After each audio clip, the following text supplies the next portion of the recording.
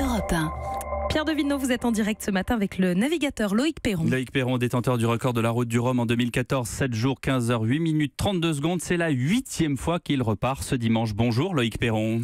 Bonjour. Rebelote cette année, mais cette fois-ci vous repartez, on va dire, pour le panache.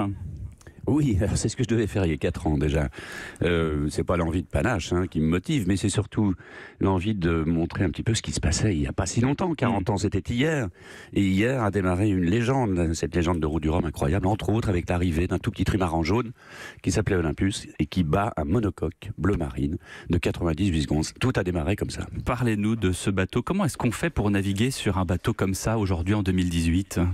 Ah, c'est pas très compliqué. Il y a plein de gens qui savent faire du bateau sur la planète. Il y en a beaucoup qui ont la chance de faire du multicoque. Faut se méfier. C'est vrai que ce sont des petits bateaux qui sont plus stables à l'envers qu'à l'endroit. Et après, il fait 12 mètres de long, tout comme pas mal d'autres concurrents de ces précédentes routes du Rhum, entre autres. C'est un petit bateau en bois construit il y a 40 ans pour remplacer ce bateau original. Et il faut tout simplement avoir un esprit un peu plus pacifiste. C'est vrai, un peu plus. Il faut être un peu plus souple. Il faut être un peu plus roseau que chêne. On met plus de temps aussi. Et voilà, il faut accepter le fait qu'on ait multiplié les vitesses par 3 ou 4 en 40 ans. 3 ou 4, c'est colossal. Ah, c'est absolument colossal. C'est incroyable. Ce petit bateau jaune, ou du moins son grand frère, gagne la première route du Rhum il y a 40 ans en 23 jours. Et il y a 4 ans, je l'ai gagné en 7 jours. Vous vous rendez compte ? Il n'y a aucun autre support mécanique qui a progressé autant en 40 ans. On va 3 à 4 fois plus vite. Parlez-nous des instruments à bord de ce bateau de 40 ans, parce qu'on a peut-être oublié. Ah non, alors, il y a plein de bateaux qui n'ont pas d'instruments non plus aujourd'hui, mais c'est vrai que sur la route du Rhum, je dois être vraisemblablement le seul à ne pas vouloir utiliser beaucoup d'instrumentation parce que j'ai envie de revivre mes premières sensations sur l'Atlantique quand j'avais 19 ans, lors de mes transats en solitaire. Et donc j'ai un sextant, vous savez, c'est le truc qu'utilise le capitaine Haddock. Et non, enfin du moins, il le prête aux frères Dupont, aux jumeaux. Et vous serez tout seul, il n'y aura pas les frères Dupont avec vous. Et en général, d'après les calculs des frères Dupont, on se retrouve au beau milieu de la basilique Saint-Pierre de Rome. Donc voilà, il y a un peu d'aléatoire quand même dans l'utilisation du sextant, mais bon, c'est assez agréable en tout cas comme vous êtes plus aguerri, oui. Pas vraiment en fait, j'ai fait mes 3 premières transats avec le sextant, mais ça n'empêche pas que j'ai du matériel de sécurité un peu obligatoire à bord. Quand même. Qu'est-ce qu'il y a de magique, Loïc, dans la route du Rhum ? Qu'est-ce qui fait sa popularité ? Beaucoup de choses.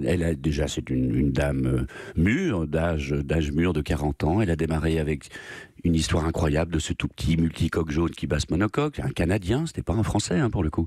Elle a démarré avec Florence Artaud, la fiancée de l'Atlantique. Elle a démarré avec des drames aussi, avec la disparition d'Alain Colas, avec une chanson de mon copain Alain Chamfort, écrite par Gainsbourg, le fameux Manureva, ou la fameuse Manureva.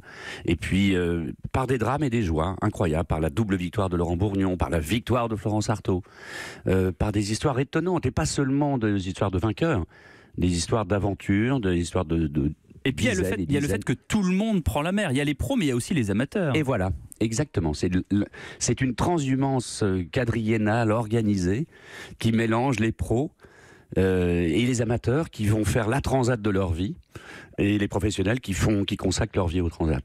Ouais, c'est vrai que c'est un beau miroir. Ça va pas être de tout repos, la météo s'annonce mauvaise. C'est pas terrible. Dès le début, c'est pas un peu dangereux quand même sur votre petit bateau jaune, comme vous dites ? Sur les petits comme sur les gros. C'est vrai que les petits malheureusement subissent plus de choses. On va prendre plusieurs dépressions sur la tête, alors que les gros vont peut-être traverser en une semaine. La capacité des gros bateaux à pouvoir éviter éventuellement le gros temps est assez évidente. Maintenant, ça n'empêche que les plus grandes des difficultés, c'est toujours quand on est sur un gros bateau à très grande vitesse.